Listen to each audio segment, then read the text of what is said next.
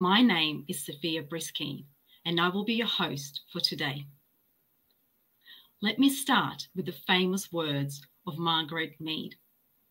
Never doubt that a small group of thoughtful, committed citizens can change the world.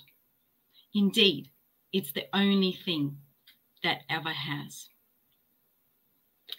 This truly captures the spirit of today's webinar, which will examine what impact forced organ harvesting has on our societies and what role each one of us plays.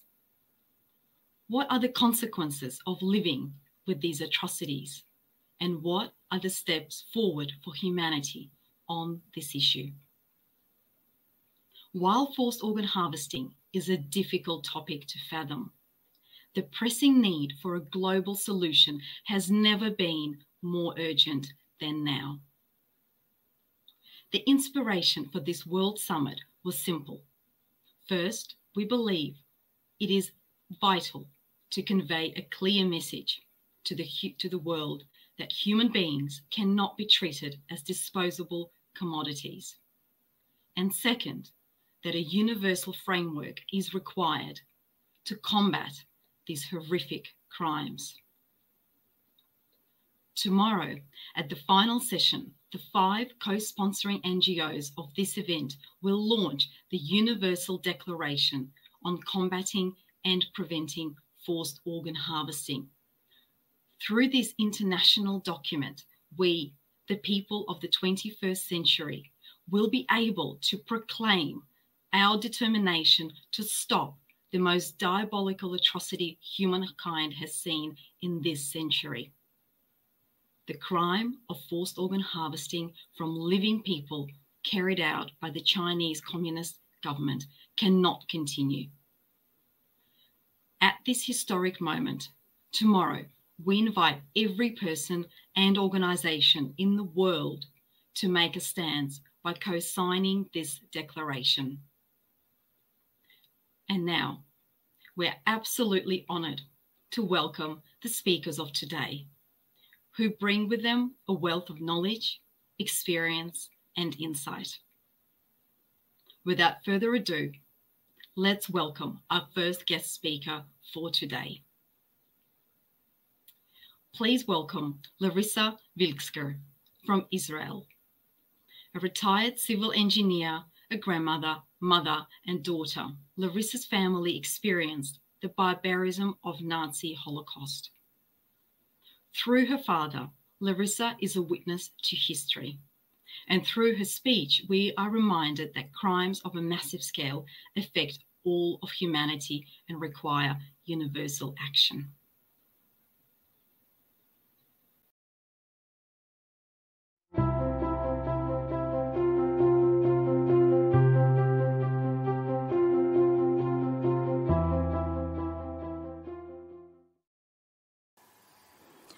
Лариса Вильскер, Израиль. Тема Холокоста коснулась лично моей семьи.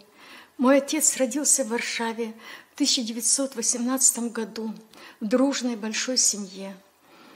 Когда нацисты оккупировали Варшаву, все его близкие и дальние родственники были заключены в Варшавское гетто, где большинство из них погибло, включая маленьких детей. Моему отцу чудом удалось сбежать в Советский Союз, где впоследствии родилась я. С детства слышала рассказы от первого лица об ужасах, происходящих в концлагерях, о пытках, об опытах, производимых над заключенными.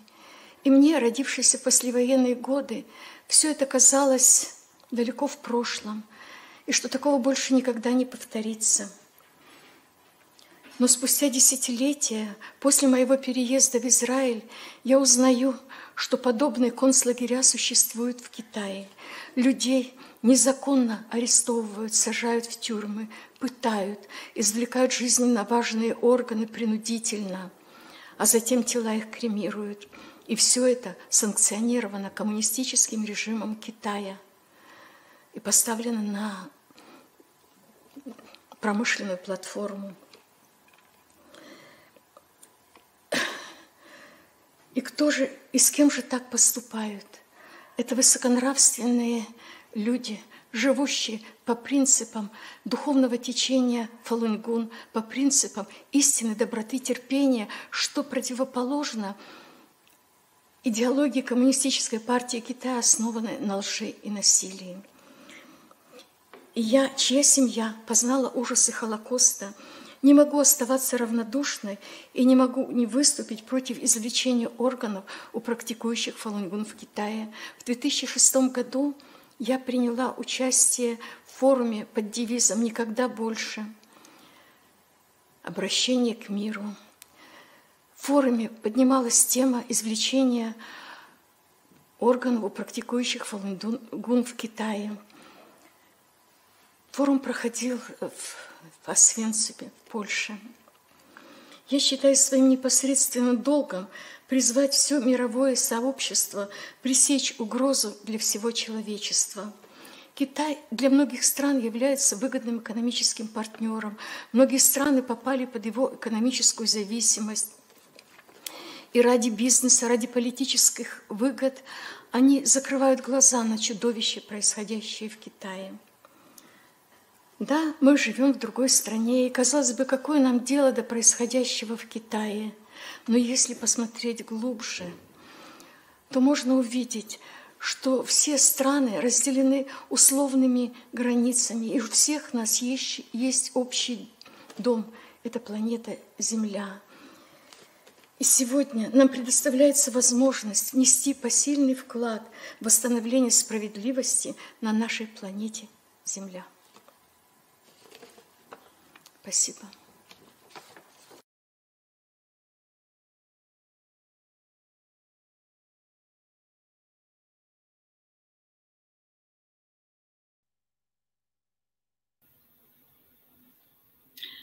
Thank you, Larissa Vilska from Israel, for such an inspiring opening to our session today. We are now delighted to welcome Mr. Thierry Val from France. He is the president of the UN-approved organization CAP, Freedom for Conscience, which is also one of the co-sponsors of this World Summit. He has been an active advocate for human rights for more than 2 decades, with extensive experience concerning freedom of religion and belief around the world. Mr. Val has enormous experience of working with the United Nations. He will elaborate in detail on the past and current actions of the UN in relation to forced organ harvesting.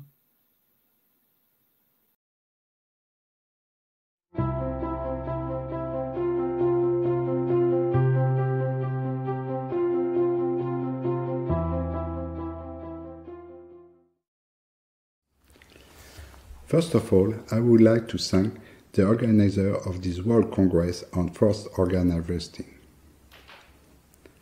The Universal Declaration of Human Rights, UDHR, was born after one of the darkest periods in our history. It was the grave violations committed against human dignity during the wars of the 20th century, and particularly the atrocities committed during the Second World War that brought the international community together to make a declaration that will be a safeguard against the recurrence of such crimes against human dignity.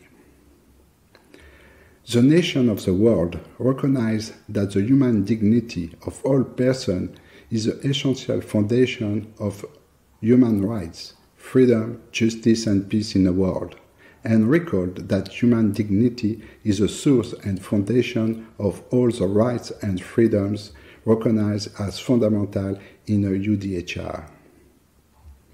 Thus, in its preamble, the UDHR states, "Where is recognition of the inherent dignity and the equal and inalienable rights of all members of the human family is the foundation of freedom, justice, and peace in the world."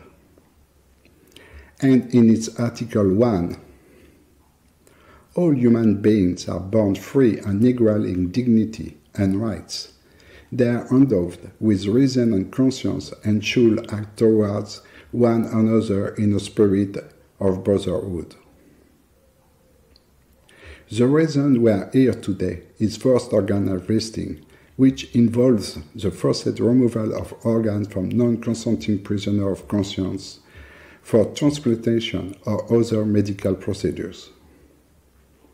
The main victims are Falun Gong practitioners and Uyghurs in China. Forced organ harvesting is a great danger, and it violates universal ethical values and moral principles of human life and dignity. The People's Republic of China has a particular conception of human rights. China participates in the UN Human Rights Council, and our NGOs, CAP Freedom of Conscience, has been able to see for more than 4 years now how China responds to requests from NGOs and UN experts on human rights, and how China tries to influence the Human Rights Council. In 2017, during the third round of the Universal Periodic Review, UPR on China, 346 recommendations were submitted by 150 countries, and thousands of submissions were made by NGOs to denounce the treatment of Falun Gong's members and the Uyghur internment camps. When the UPR report was handed over, we make an oral statement denouncing a new law on religions that came into force in 2018 to make more tougher the crackdown on all groups outside government-controlled religious body, and that some groups, such as Falun Gong or the Church of Almighty God, are completely outlawed, meaning that their members are ruthlessly hunted down and tens of thousands arrested, convicted for no other reason than being active in a banned group, or even tortured and killed. China's Vice Foreign Minister, Mr. Li Yucheng, present at the UPR report session and engaged in further China propaganda, was claiming that the transformation through education camps are actually campuses, not camps, and that he recently visited some Uyghur centers in Xinjiang and played ping-pong and ate halal food. And Mr. Li said that the camp will close down in the future. Only he omitted to say when. We have attended more than 10 sessions of the Human Rights Council. Session after session, the number of countries and NGOs denouncing human rights violations in China have increased dramatically, but China's response of not interfering in its internal affairs has not changed. Another method used by China to undermine the credibility and effectiveness of NGOs is to have pro-China propaganda carried out by NGOs that they themselves have created. Members of these China-controlled NGOs are then sent to international meetings to issue false reports and raise irrelevant issues in order to distract the public from the sad human rights record of those in power. These groups, which are in fact government NGOs known as Congo, actually present China's state agenda while pretending to be non-partisan, and in so doing prevent the real voice of people from reaching the international community. The number of these Congos are in constant increase. China uses infiltration and propaganda in Western countries to justify their policy of repression. A few days ago, the French media Libération published an investigation on a phenomenon that affects all European universities. If China proclaims during the session of the Human Rights Council that China's government does to not tolerate any interference in its internal affairs, the investigation conducted by the newspaper Libération shows that Chinese government does not hesitate to impose its propaganda in French and European universities. According to information from Libération, attempts to undermine academic freedom are now closely monitored by the French government, as are the risk of espionage in research laboratories. China establishes Confucius institutes in French universities, which, under the guise of academic exchange, take advantage of the opportunity to spread their propaganda and attack academics or students who question the official doctrine of Chinese government, such as, for example, the annexation of Taiwan to China. Belgium woke up in 2019 with the banning of the Chinese director of the Confucius Institute in a Vrije Universiteit Brussels, accused of recruiting agents of influence among students and teachers. The influence of Chinese government propaganda can also be seen in the French media. Last June, UN experts issued a statement saying that they have received credible information that prisoners from ethnic, linguistic, and religious minorities were being subject to forced organ harvesting in China. The French news agency, AFP, issued a statement repeating the information published by the UN expert and adding that China is regularly accused by members of the Falun Gong cult. I will follow with an overview of some reports to the UN and international bodies regarding human rights violation and persecution of Falun Gong members. If during all these years, civil society and UN member states have denounced human rights violation in China, the subject of forced organ harvesting have never been so clearly put forward as on June 14 by the UN expert group. Last year, during the 44th session of the Human Rights Council, UN experts called for decisive action to protect fundamental freedom in China. And during the same session, the European delegation reiterated its concern about human rights in China. The representative of the delegation said during the interactive dialogue, "We also reiterate our call on China to respect its international obligations and human rights." Germany too, which on behalf of 39 countries made a joint statement on human rights situation in Xinjiang and the recent development in Hong Kong. On 14 June, UN experts renewed their concern about forced organ harvesting in China.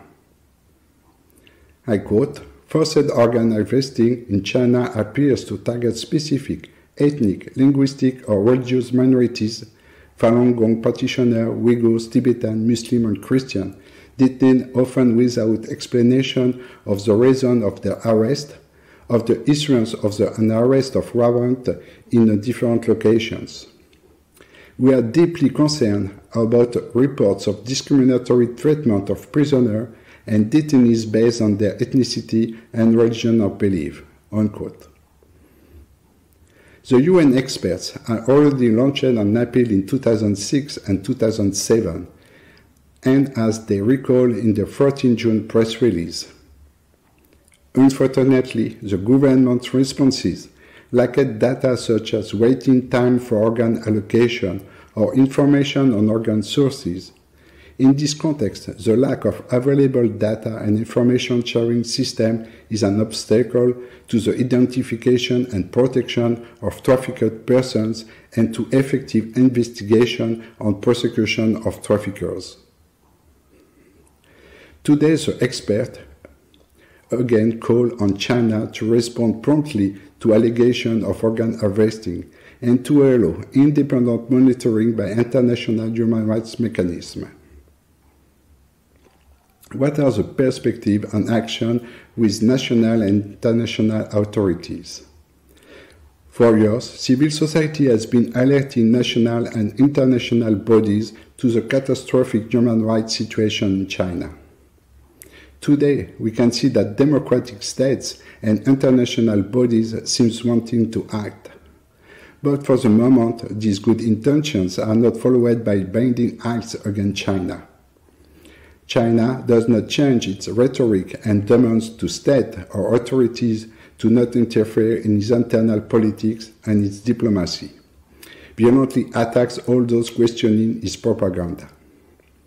Over the years, we obtained declarations and recommendations from the UN that China should meet the standard of treaties that were signed or partially signed, such as the Convention Against Torture and Other Cruel, Inhuman, or Degrading Treatment or Punishment, which is signed in 1988.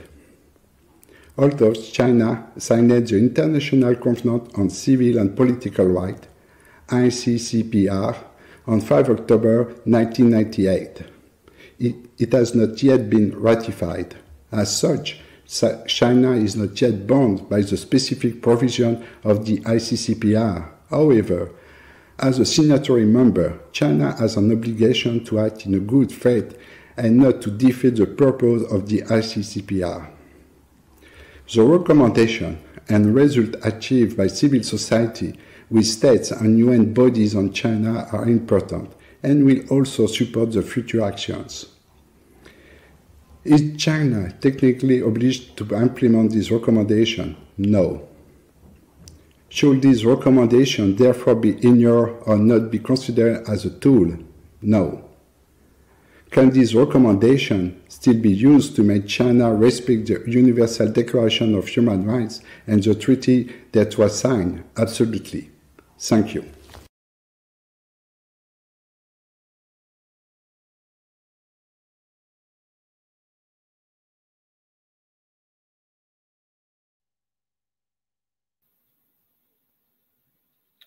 And thank you, Mr. Val. Such a timely reminder. As the UN General Assembly is currently sitting, we are reminded of the pressing need to keep raising this issue with its members. Next, from Argentina, we welcome Ms. Antonella Marti. She is a distinguished academic, author, and former policy advisor at the Argentinian Parliament. Antonella is a powerful speaker who brings compassion through her passion. Let's have a listen.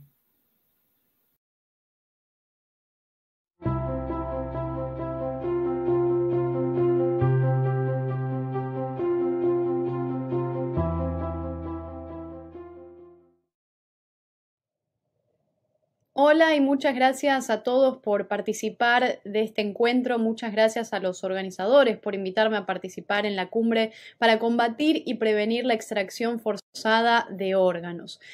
Hoy quiero que empecemos hablando un poco sobre los orígenes de todo este problema, cuáles son las grandes raíces que han llevado a esta situación a lo largo de China, que son las mismas raíces que también se han visto a lo largo del mundo en todos esos intentos, esas pruebas de marxismo, de comunismo, implementadas a través y a partir del pensamiento de estos dos intelectuales, de Marx y Engels, estas dos personas que en 1848 escriben el manifiesto comunista y a partir de ese momento plantan la semilla para los grandes problemas y los grandes genocidios sanguinarios y totalitarismos que iban a venir de ahí en adelante, ¿no?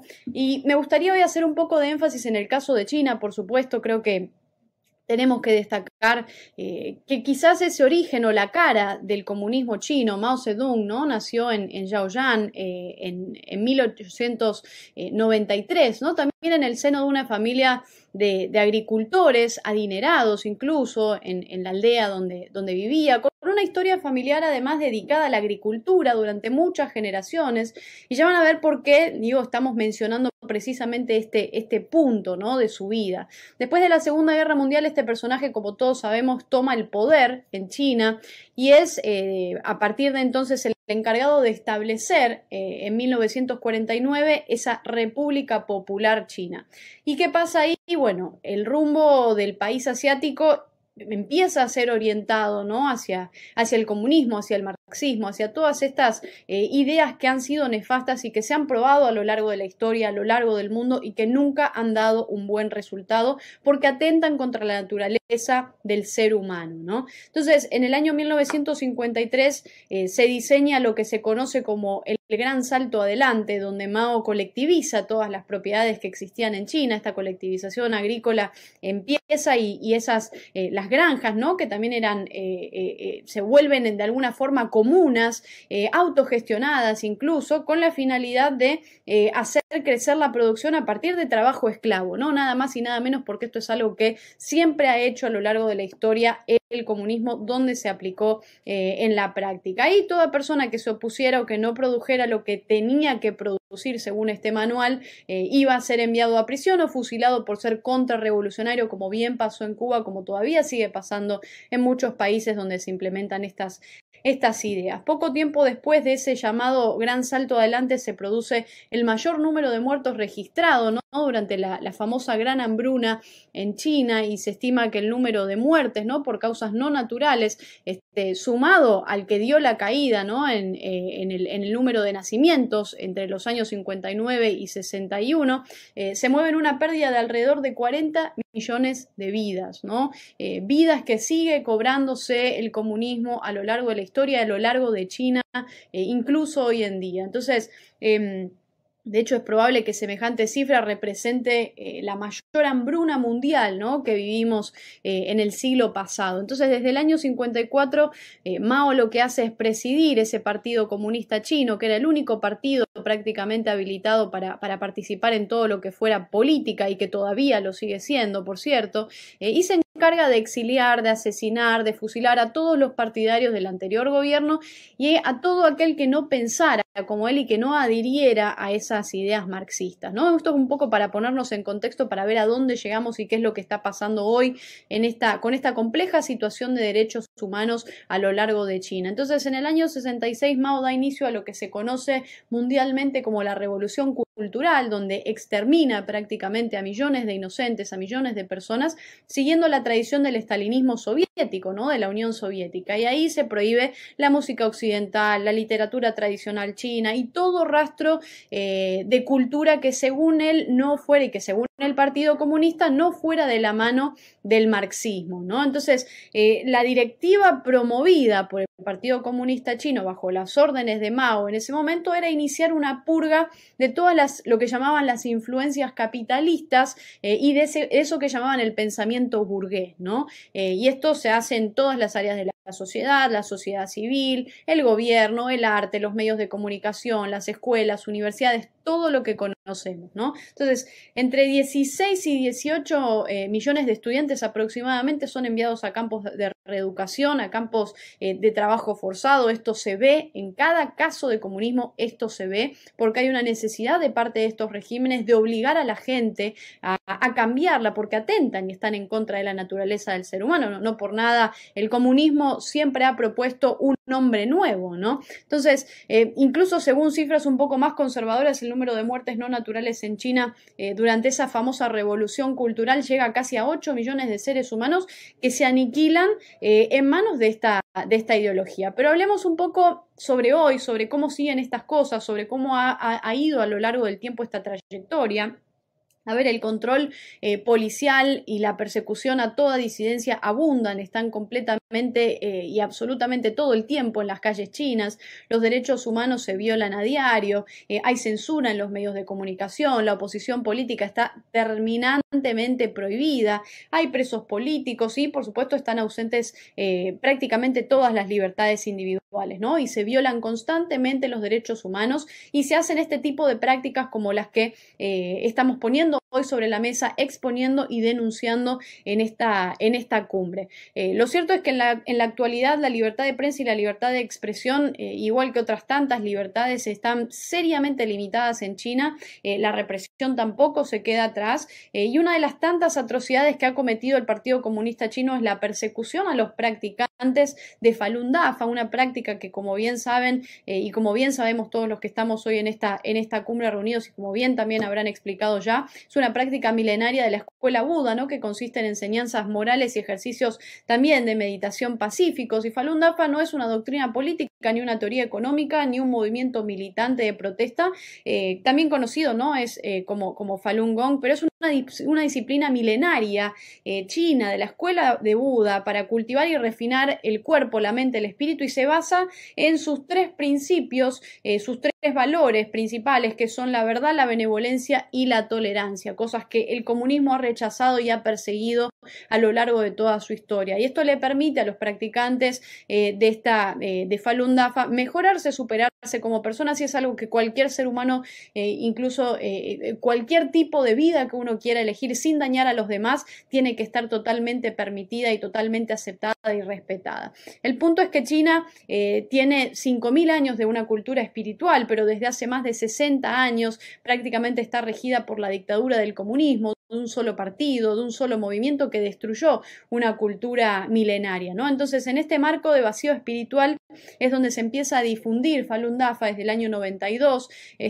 reviviendo también la cultura tradicional perdida en ese entonces, y por los beneficios en la salud física y mental atrae a muchísimas personas, a más de 100 millones de practicantes a lo largo del mundo. Entonces, en esta persecución, el Partido Comunista Chino usa los métodos más perversos conocidos por el ser humano, ¿no? Los lavados de cerebro, el trabajo esclavo en campos de trabajo forzado, las torturas extremas como las golpizas, las descargas incluso con bastones eléctricos, violaciones sexuales, privación de alimentos y, por supuesto, lo que nos trae hoy reunidos en esta cumbre, la sustracción forzada de órganos a practicantes vivos, de hecho, ¿no? Desde hace ya muchas décadas se está llevando a cabo una terrible matanza en China. Esto hay que exponerlo, hay que decirlo. Millones de practicantes de Falun Dafa en esta nación están siendo asesinados por un partido político, por un sistema comunista, ¿no? Encargado de removerles y vender los órganos a estas personas. Digo, la córnea la venden por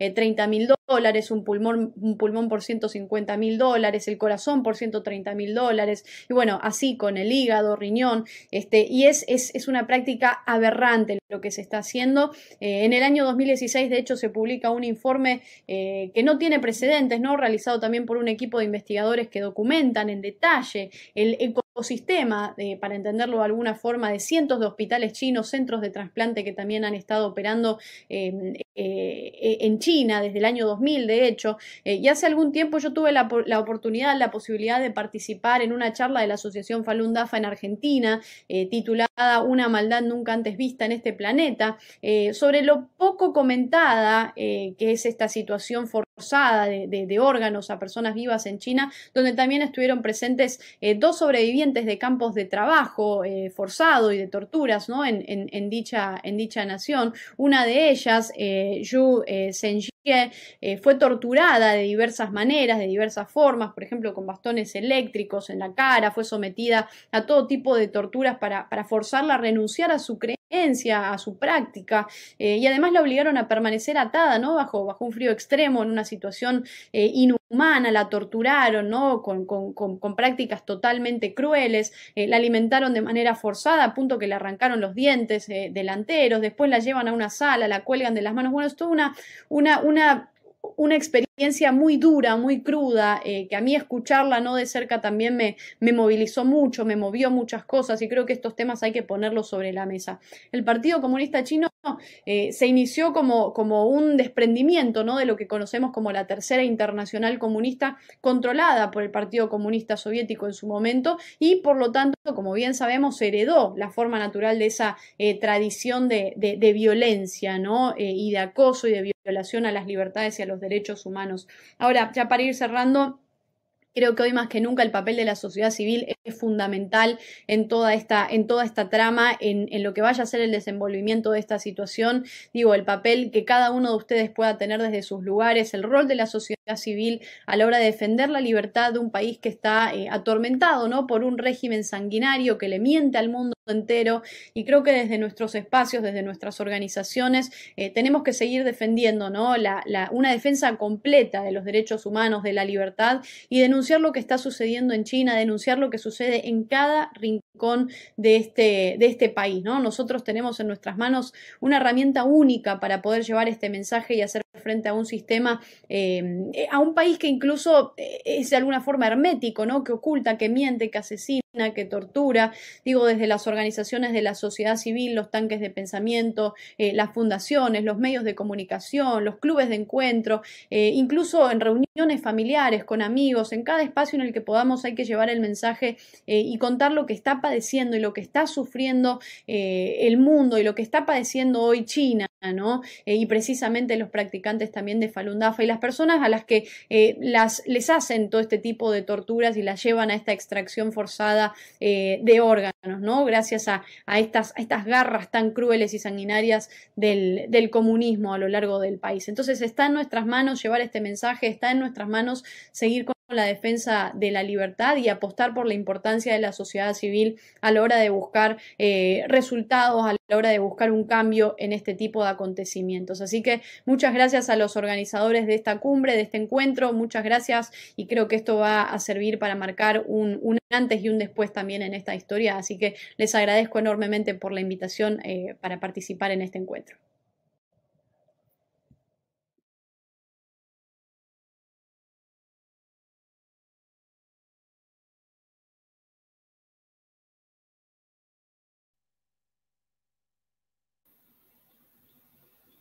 And thank you. That was Miss Antonella Marti from Argentina with a very powerful message that each one of us can make a difference.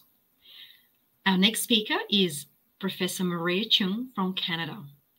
Professor Chung is a professor and associate dean at the Faculty of Social Work and Research Affiliate at the Centre for Human Rights Research, University of Manitoba. She has numerous peer-reviewed journal articles on the human rights of Falun Gong. Her work on cold genocide of the Falun Gong is on the top list of most popular articles in the International Journal of Genocide Studies and Prevention. In considering forced organ harvesting in China, we must draw a distinction between black market organ trafficking and large-scale systematic state-sanctioned organ harvesting. This can be used as a tool for eradication of an undesired group of people, fueling a society of indifference. Professor Chung will analyze the complexity of forced organ harvesting through the lens of genocidal traits.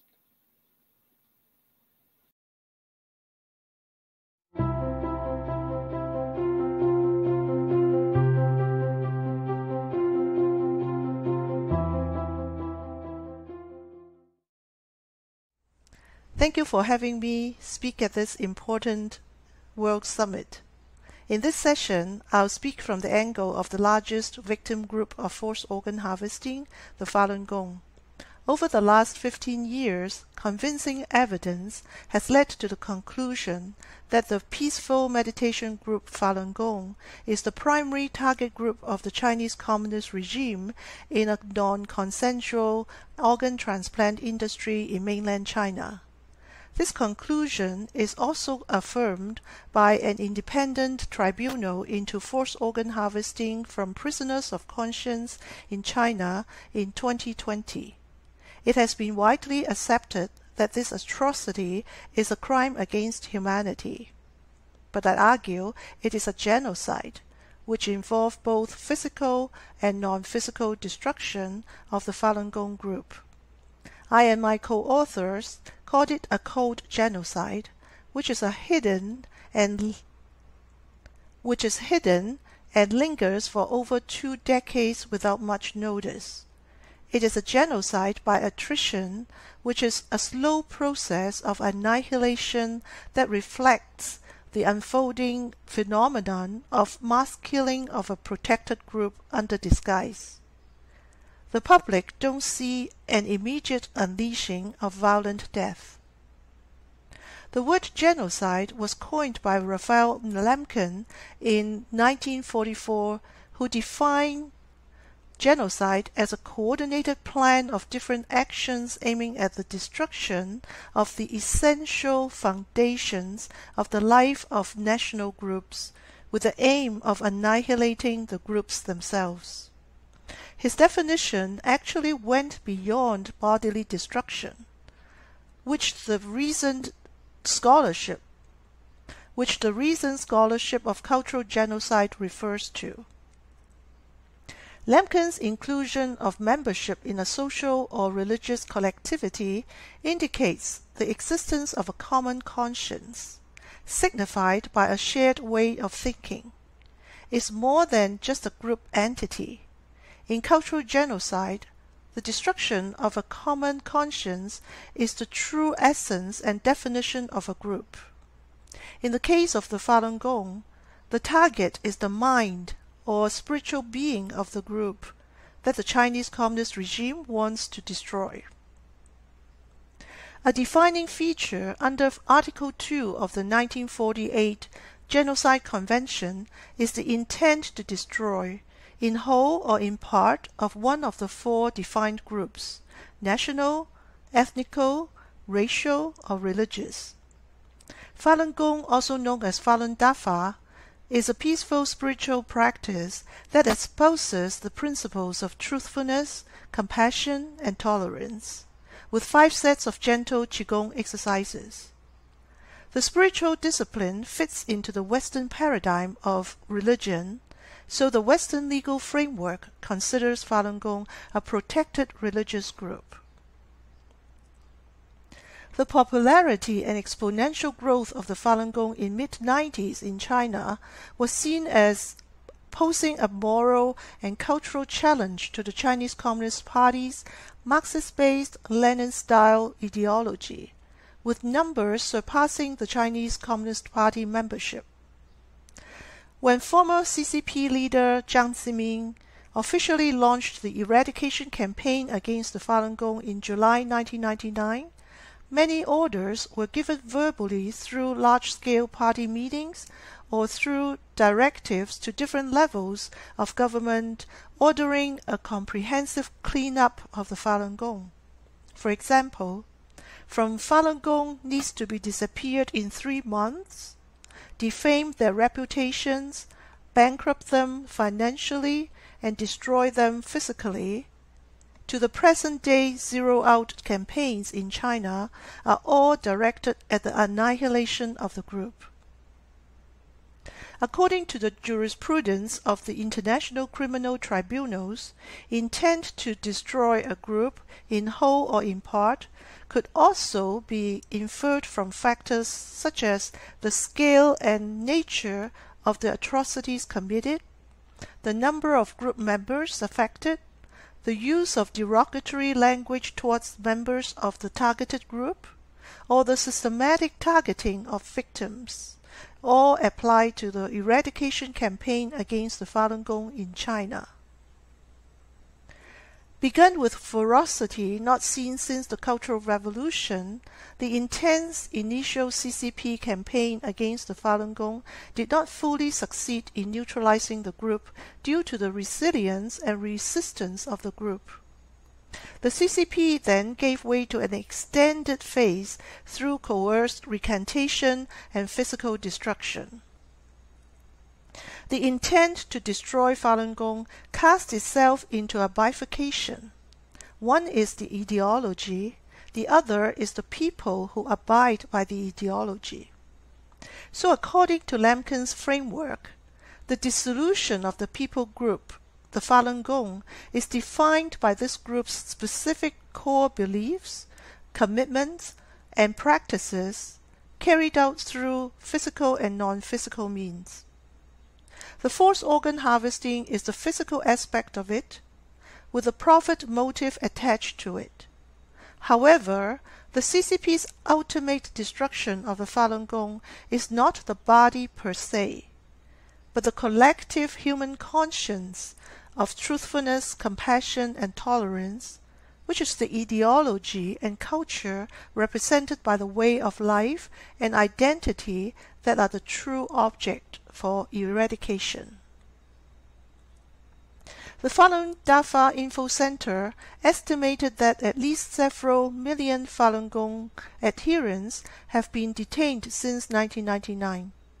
Ethan Gutman's survey-based investigation found that close to 500,000 to 1 million Falun Gong practitioners were detained in re-education through labor camps, commonly known as forced labor camps, at any given time in mid-2000. In 2020, despite the COVID-19 pandemic, the persecution continues unabated in China.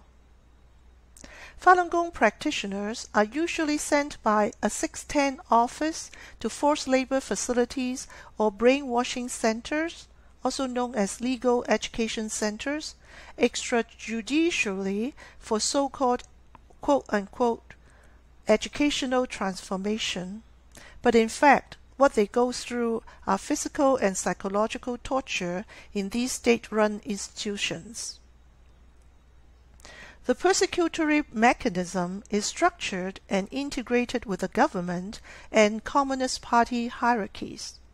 The 610 office is a Gestapo extra-legal entity that implements orders from the ruling Communist Party in all levels of government, and have the authority to send Falun Gong practitioners to detention and brainwashing without needing a trial.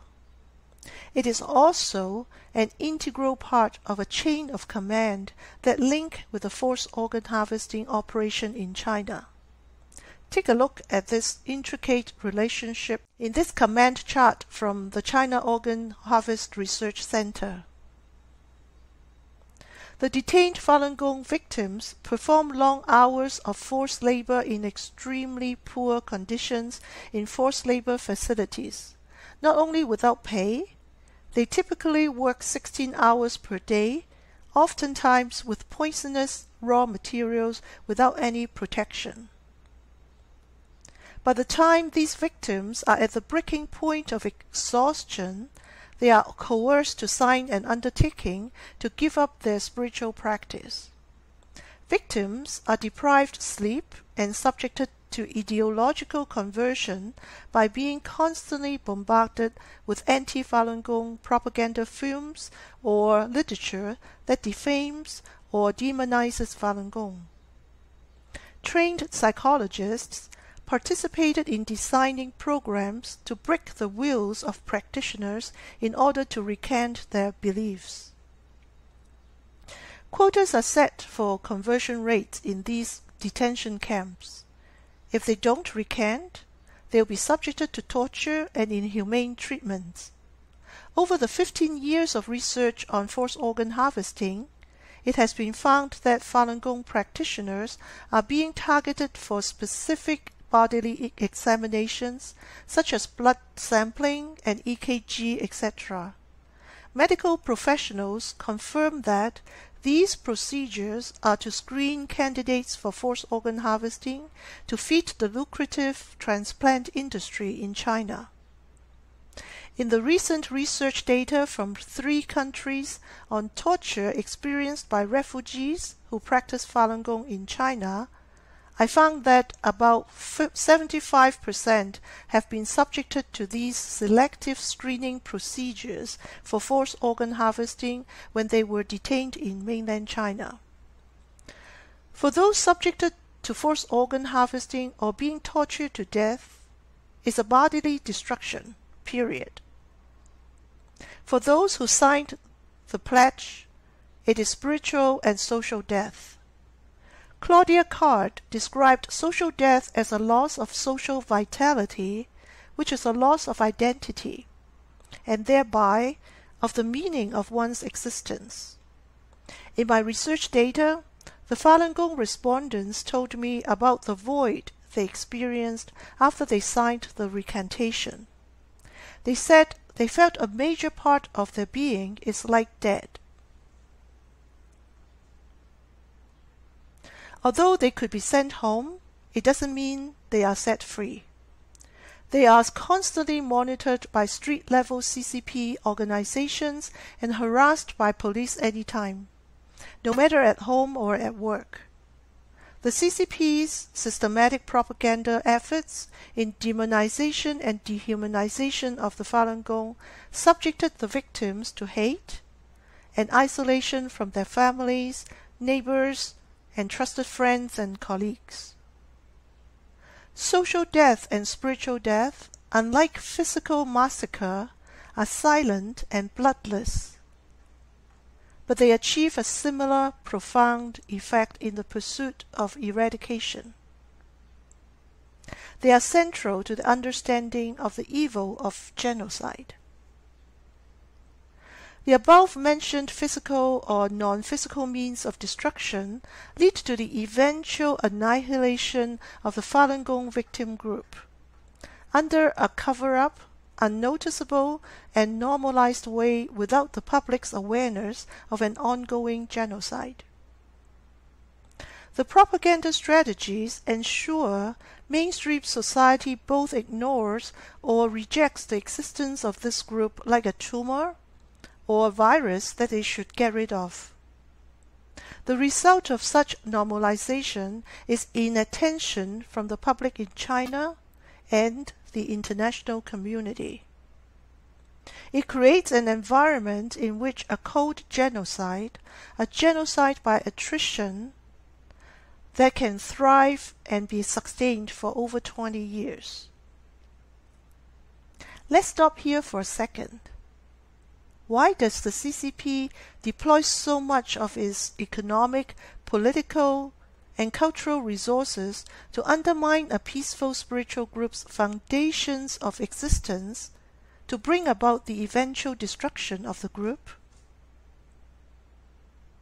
Consider this postulation from the angle of genocide. The Falun Gong offers an alternative center of meaning which is perceived as undermining the cultural primacy and hence the hegemonic political power and legitimacy of the ruling Communist Party in China. I quote Danielle Feinstein, who said, "Genocidal destruction is the transformation of the victims into nothing and the survivors into nobodies. Genocidal social practice is intended to destroy social relations based on autonomy and cooperation by killing a significant portion of society and then attempts to create new social relations and identity models through terror." From the trajectory of what the CCP has done to its citizens since its rule in China in 1949, it's not difficult to discern that the CCP has been engaging in a genocidal project, no matter against Tibetans, Uyghurs, unregistered Christians, or Falun Gong. It will continue until every citizen is subsumed under the hegemony of the ruling communist ideology that dominates the social fabric of society, ultimately the minds of Chinese people.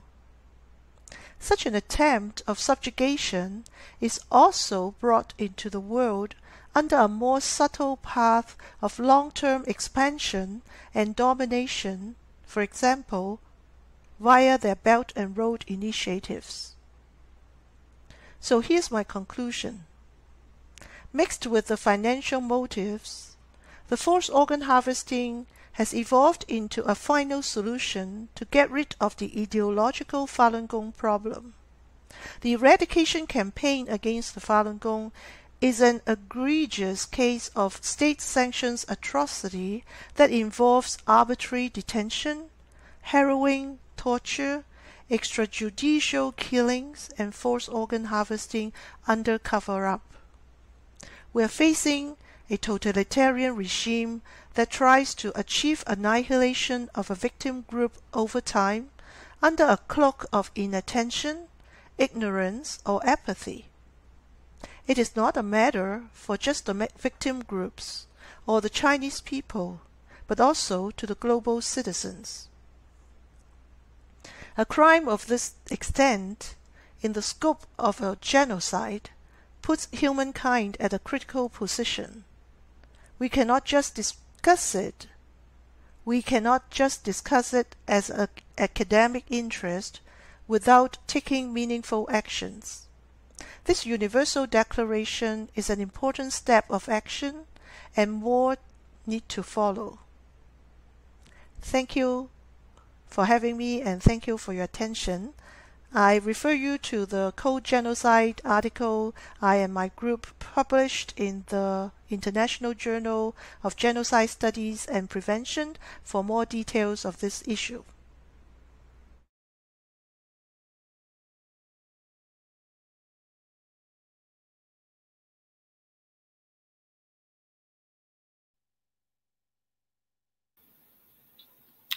And thank you, Professor Chung, for indeed such a powerful analysis of the eradication campaign against Falun Gong and forced organ harvesting. Next, we are honoured to have with us Mr. Oskar Freisinger from Switzerland. From 2003, he was a member of the Swiss Parliament and up until 2007, a state councillor of the National Council. He is an established independent author, a philosopher with over 20 books and several prizes to his name, as well as an accomplished sportsman. Today, Mr. Freisinger will be discussing philosophical and even spiritual questions of the roles an individual plays amidst a crisis, in this case, transplant crisis in China, the moral choices one makes and how this reflects on humanity. Let's listen to his thought-provoking presentation.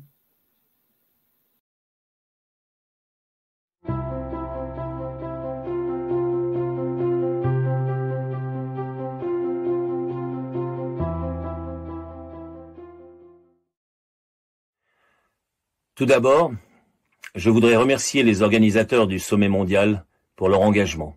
Merci à eux de me donner la parole. Dans son roman autobiographique, Le Premier Homme, Albert Camus cite une phrase mémorable de son père, une phrase sur laquelle repose toute démarche humaniste, réellement respectueuse de l'homme.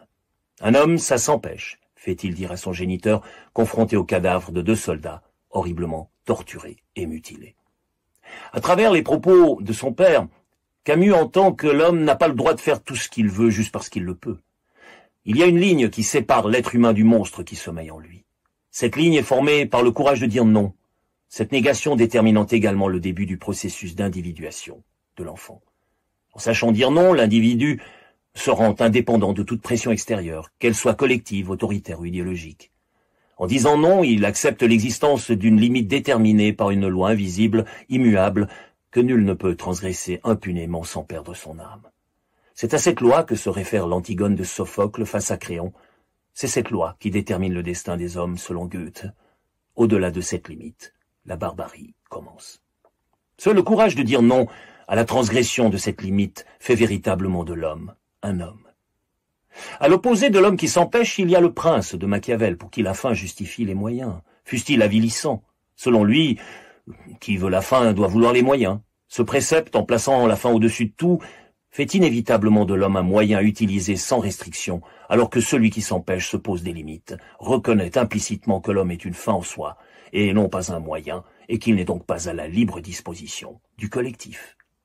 Tout système matérialiste athée appliquera sans hésitation le précepte du prince de Machiavel, puisqu'il place une quelconque idéologie au-dessus de tout.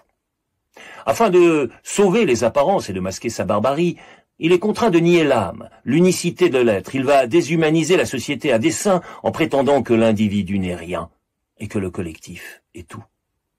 Au nom de l'égalité et d'une prétendue justice sociale, il va transformer la société humaine en une fourmilière où tout est soumis aux intérêts du collectif. Les fourmis n'y fonctionnent pas pour vivre, elles vivent pour fonctionner. Identiques les unes aux autres, elles sont interchangeables et facilement remplaçables. L'essentiel pour la fourmi, c'est d'être docile, efficace et donc utile au fonctionnement du collectif. Le Parti communiste chinois, qui cherche à maintenir 1,4 milliard d'individus à l'état de fourmis rouges, ne peut accepter la démarche mystique du Falun Gong. Ne maîtrisant rien au-delà de la matière, il traque impitoyablement tout ce qui pourrait transcender celle-ci et donc échapper à son contrôle. Voilà pourquoi ce système s'emploie à déshumaniser les prétendus déviants et les nuisibles qui osent lui dire non, qui s'empêchent de considérer leur prochain comme un simple moyen, une fourmi qu'on peut écraser sans état d'âme. Pire, il va prélever les organes de ces malfaisants, au bénéfice de camarades utiles, dociles et donc méritants. Ainsi, il pourra prétendre transformer un mal en bien par une récupération barbare d'organes individuels, au bénéfice du corps social. Voilà à quelle démarche particulièrement cynique aboutit l'utilitarisme féroce d'un système qui ne peut accepter que l'essence de l'être, c'est d'être une fin en soi, d'être unique et irremplaçable. En revanche, pour un mouvement d'essence spirituelle convaincu de l'existence de l'âme individuelle, il est inacceptable de justifier la fin par les moyens. Pour un tel mouvement, chaque pas vers un but doit être à la hauteur de la fin recherchée s'il veut que cette fin soit noble et morale. Si l'arbre est déjà dans la semence, la vie doit toujours être une fin en soi et non pas un moyen. Or, un homme qui est une fin en soi, qui est soucieux de son essence profonde, de son âme, du chi, du tao, cet homme-là s'empêche, car il sent en lui la voix qui lui rappelle la loi immuable qui le fait homme. Traditionnellement, à l'exception d'une certaine culture d'État, comme par exemple l'art baroque, l'art nazi ou l'art communiste, le monde artistique a toujours été la dernière ligne de défense des droits humains et de la dignité humaine contre la barbarie. Les artistes et les intellectuels, au sens plus large, sont comme la conscience d'un peuple ou d'une nation. Ils doivent avoir le courage, à travers leurs actes et leurs paroles, de dénoncer toute atteinte à l'intégrité physique et morale de leurs frères humains. Ils doivent savoir dire non, ils doivent résister à l'ère du temps, à la massification, au chant des sirènes de fin qui exigent que l'on pervertisse les moyens. Or, concernant le prélèvement criminel d'organes sur les membres du Falun Gong par le Parti communiste chinois, le silence du monde culturel est assourdissant. Très peu d'acteurs culturels dénoncent cette barbarie. On se demande évidemment pourquoi. L'une des raisons majeures est certainement à chercher dans le fait que le monde culturel actuel est situé à 95% à gauche de l'échiquier politique. Or, la gauche n'a jamais fait son procès de Nuremberg concernant la défunte URSS, la barbarie de la révolution culturelle et l'autogénocide de Pol Pot. Confronter son passé forcerait la gauche à reconnaître l'essence totalitaire de son idéologie. Ces communistes, trotskistes et maoïstes, souvent reconvertis en socialistes, passent comme chat sur braise sur le passé génocidaire de leur courant de pensée et détournent le regard de ce qui se passe actuellement en Chine. Leur tolérance et leur humanisme s'arrêtent où commencent les impératifs de leur idéologie. Car enfin, leur idéal justifie tous les moyens tant que ceux-ci permettent d'éradiquer des bourgeois décadents dont ils ont étonnamment repris le mode de vie décadent et bourgeois. Ils vous diront que c'est pour faire de l'entrisme, vider le capitalisme de sa substance, en le subvertissant de l'intérieur. Or l'artiste, cet individualiste forcené, cet esprit assoiffé de liberté, se trahit lui-même et son art lorsqu'il se met soit à hurler avec les loups, soit à bêler avec les moutons, dont les bêlements ressemblent de plus en plus à des rugissements politiquement corrects, appelant à la tonte et à l'abattement général. Un artiste digne de ce nom ne doit pas être au service d'une vérité décrétée par une idéologie, mais de cette autre vérité que lui dicte son cœur qui bat toujours au rythme de celui d'Antigone. Un artiste, ça s'empêche de servir d'alibi à l'horreur et à la barbarie. Un artiste transcende le réel, sonde les dimensions insoupçonnées de l'espace intérieur du monde et de l'âme humaine. Voilà sa dignité, sa vocation et sa finalité, s'il ne veut pas devenir à son tour un moyen que l'on utilise et que l'on jette après l'emploi. Ars longa vita brevis, écrivit Hippocrate, celui-là même dont le serment fonde la médecine humaine. Hélas, la postmodernité produit un art aussi court que ses idées, alors que la vie est prolongée jusqu'à la nausée, jusqu'à l'ennui, jusqu'au dégoût de soi-même. Le transhumanisme, voilà la seule transcendance dont est capable une société qui considère les êtres humains comme des kits de montage à variations infinies, selon les besoins de l'ingénierie sociale, ce barbarisme voulant faire croire à la possibilité d'une planification scientifique de la société.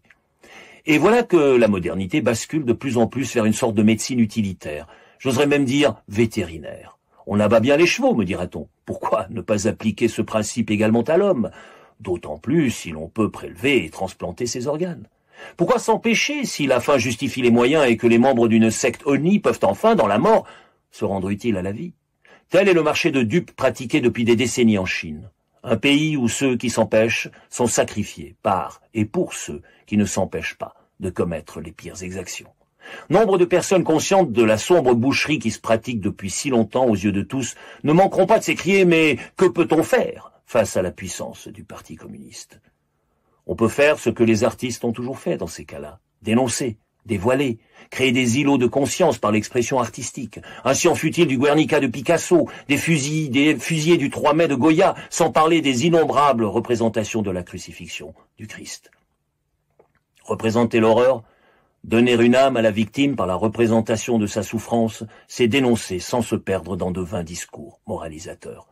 Le roman « À l'Ouest, rien de nouveau » d'Erich Maria Remarque, le triptyque de la guerre d'Autodix, les dystopies de Huxley et Orwell, Archipel Goulag de Solzhenitsyn et bien d'autres ne servent qu'à tendre un miroir sans complaisance à un monde perverti par la soif de pouvoir et d'idéologie. À quand le triptyque du prélèvement ou le calvaire du Falun Gong exprimé par le verbe, la peinture ou le cinéma? Est-il possible que certaines morts pèsent moins que d'autres? Que certains crimes soient moins horribles parce que commis au nom d'une prétendue noble cause dont la dignité se noie dans le sang des victimes qui tapissent le chemin menant à elle? À quand le cri de révolte des derniers humains qui savent encore qu'un homme, ça s'empêche? Mais il suffit peut-être, afin de ne pas verser sans cesse du sang frais sur les flaques de sang de l'histoire, à peine coagulées par le temps, de prêcher par l'exemple, en balayant tout simplement devant sa propre porte. Il suffit peut-être de s'empêcher au quotidien de commettre les micro-crimes qui finissent par nourrir les grands génocides. La réponse individuelle n'est-elle pas la seule possible face au crime collectif? Le premier pas réside dans le refus de se mentir à soi-même et de se taire par lâcheté ou intérêt. Cela exige une introspection, une remise en question honnête qui finira par se reconnaître dans les actes.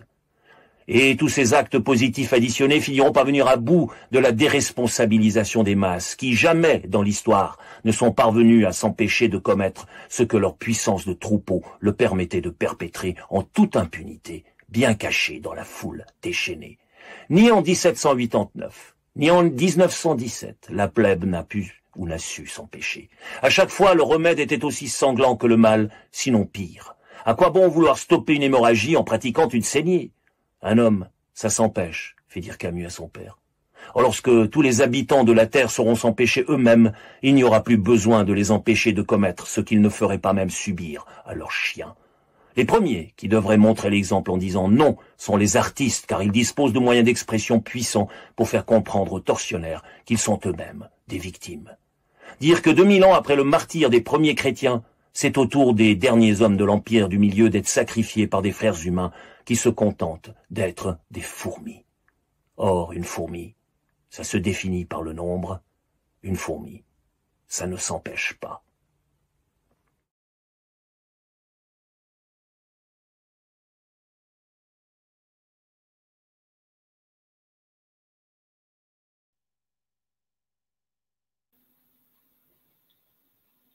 Thank you, Mr. Freisinger.